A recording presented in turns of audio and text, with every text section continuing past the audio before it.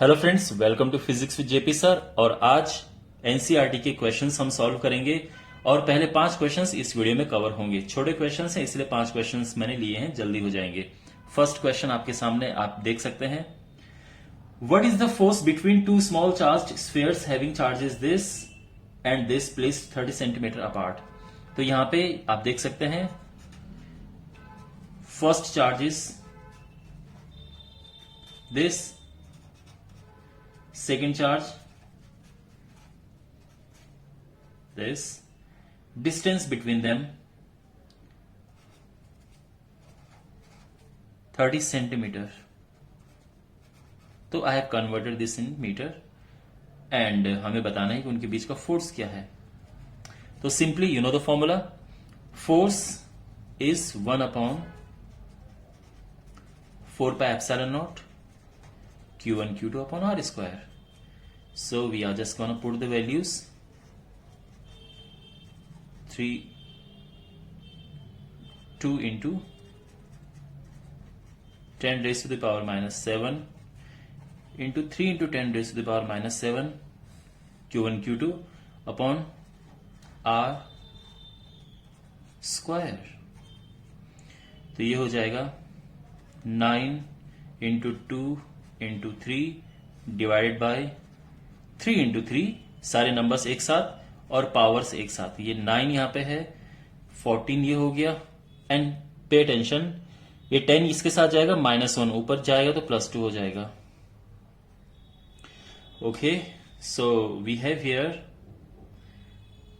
ये cancel, so 3 2s are 6 into 10 raised to the power, ये -3 हो जाएगा and this is our answer. Okay, now we have second question.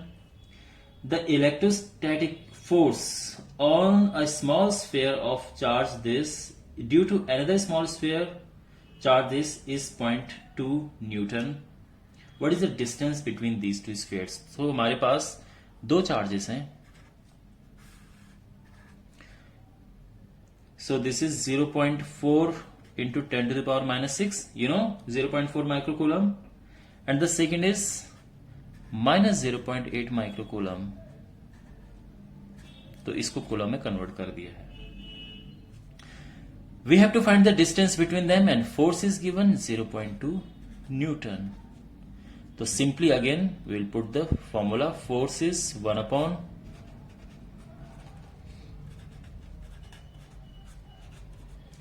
Since हमें यहां पे R फाइंड करना है तो R स्क्वायर को ऊपर लेके चलेंगे और बाकियों को यहां पे।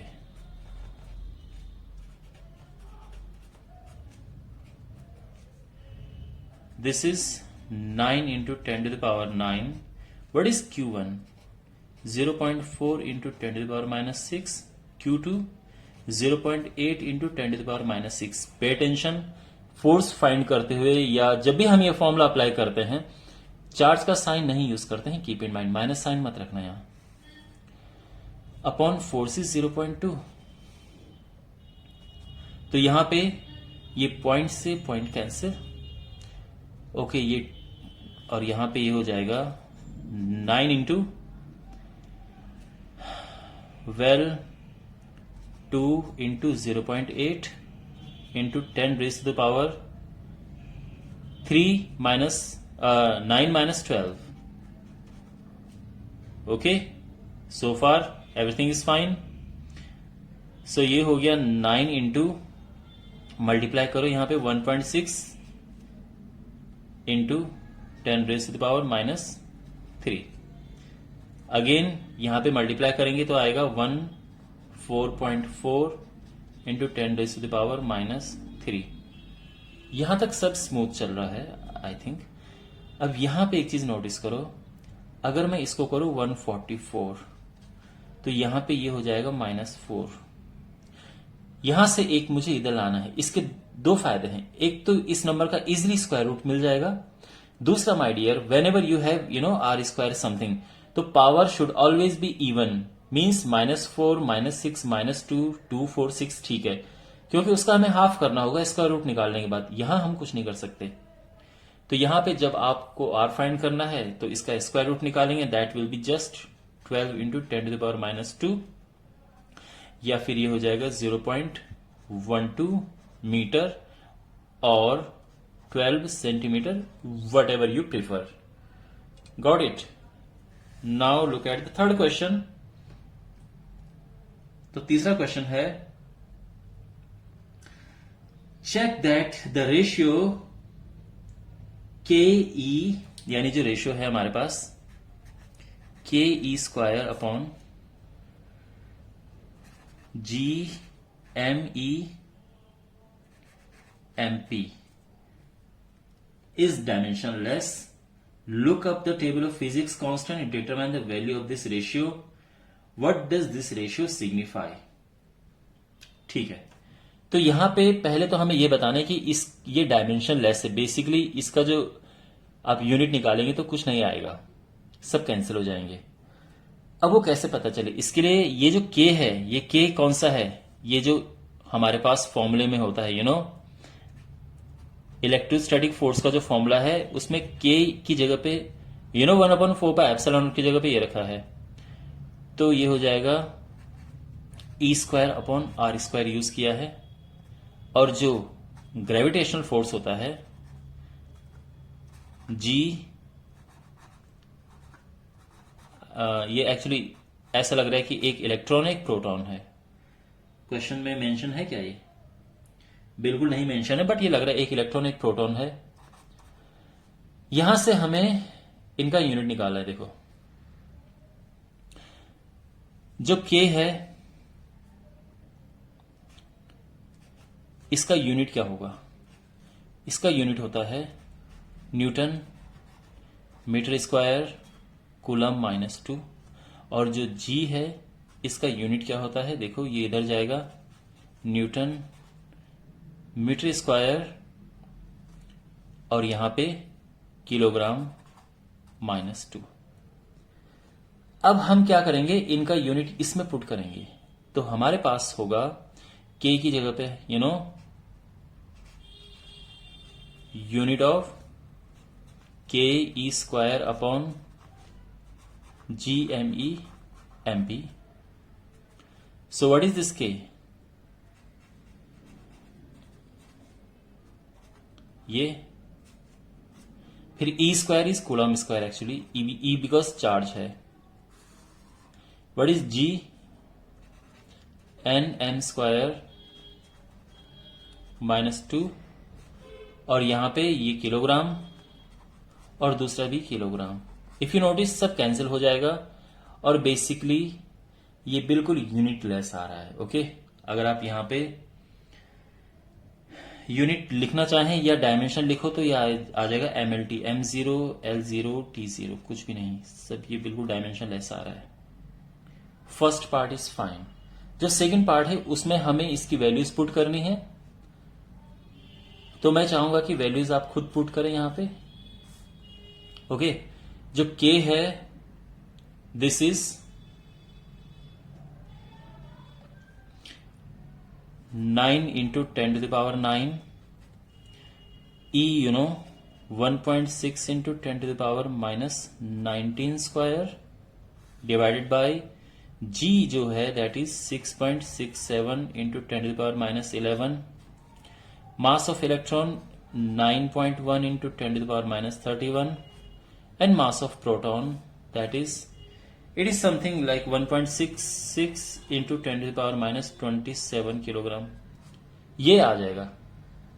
अब इसको सॉल्व करने के बाद मैं आपको आगे बताता हूं कि होगा क्या यहां पे।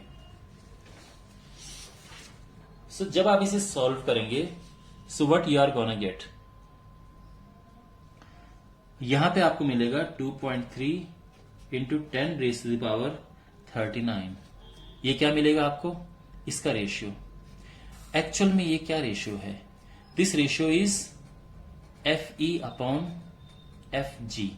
इसका मतलब ये है कि इलेक्ट्रोस्टैटिक फोर्स बहुत बहुत स्ट्रांग होता है ग्रेविटेशनल फोर्स से। यही इसमें बताया गया है। ओके, कहने का मतलब यह है कि दो मास अगर किसी सेम डिस्टेंस में हो और दो चार्ज अगर सेम डिस्टेंस पे होंगे तो जो electrostatic force will be much more stronger than gravitational force. ये इसमें बता रखा है, specially when in this particular case we have one electron and one proton, तो उसके बारे में बता रखा है। Okay, clear. Now we have next question, question number 4। Question number 4 says explain the meaning of the statement electric charge of a body is quantized. So when it says electric charge of a body is quantized, so you just have to know, you just have to write that total charge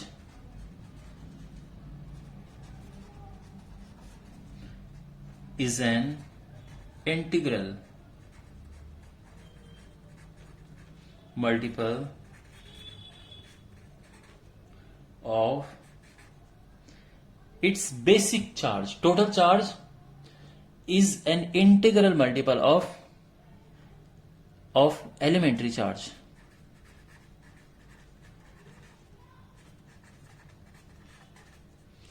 Okay, one quantum. So basically Q total charge is N into E.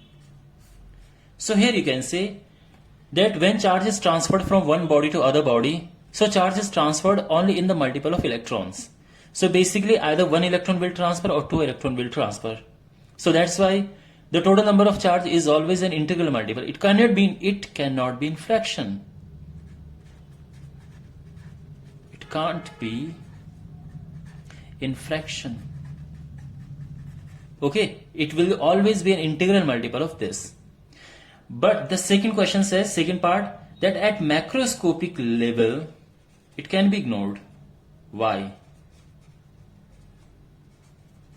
So you can say yes, at macroscopic level it can be ignored because now charge flow can be considered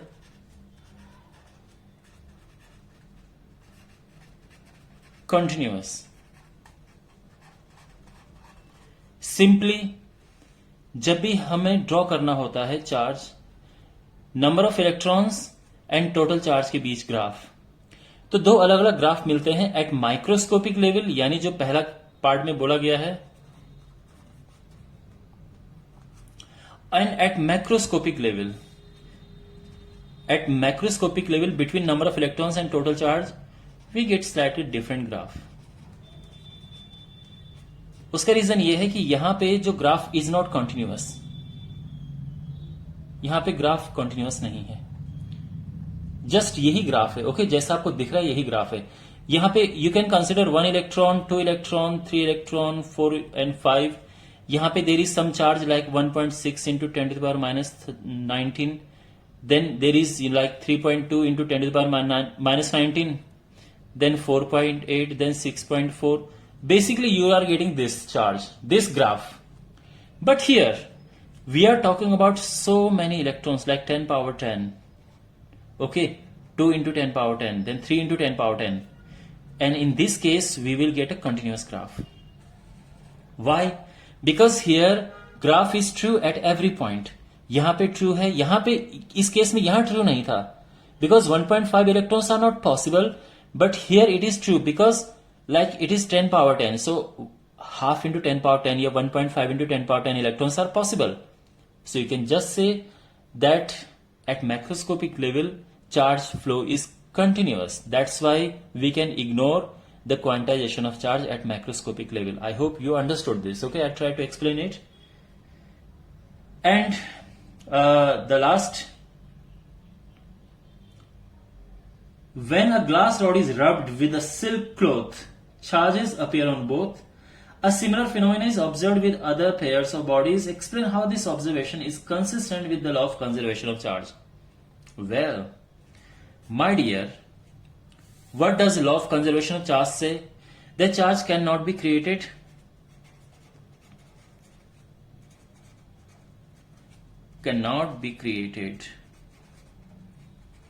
nor destroyed. But जब हम दो bodies को rub करते हैं, suppose at a cloth and glass rod we rubbed, then what happens? if one body acquires plus 5 E charge, then other body acquires minus 5 E charge. So you can say that when bodies are rubbed, electrons from one body goes to the other body. Both the bodies get charged, but they acquire the charges of opposite in nature. That are opposite in nature. Hence the total charge is still zero. So we can say that the law of conservation of charge is still intact. It is still okay. It is still supporting that law because we did not create any charge. Okay, so number of positive charge, amount of positive charge is equal to amount of negative charge. Okay, so total charge is still zero. So it means this does not violate the law of conservation of charge. Got it?